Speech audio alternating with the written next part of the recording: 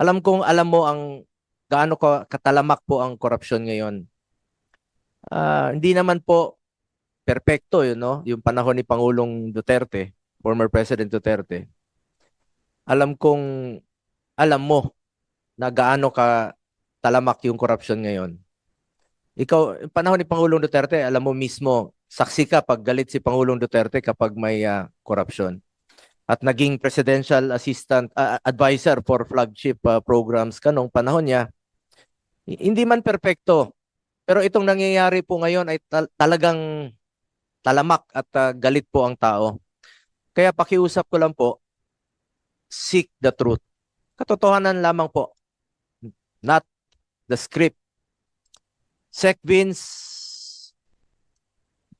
hindi po kita inuutusan at tinuturuan.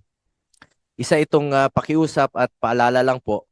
Ang issue ngayon ay tungkol sa ghost, substandard, o anomalous flood control projects.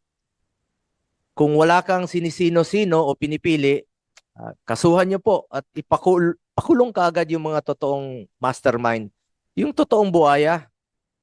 Mag-focus po kayo sa mga magnanakaw at korap.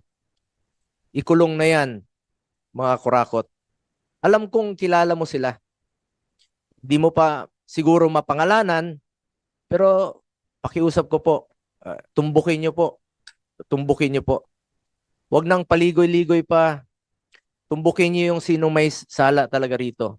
Tumbukin mo yung mastermind at huwag sanang ilihis yung issue. Totoo lamang po. The truth. Nakaantabay ang mga tao, naghihintay po ng resulta.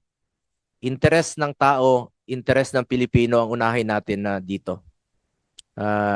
Malaki po ang aking paniniwala na yan po ang iyong tatahaking landas. Alamin yung katotohanan, ikulong ang dapat ikulong. Ikulong ang mga korap.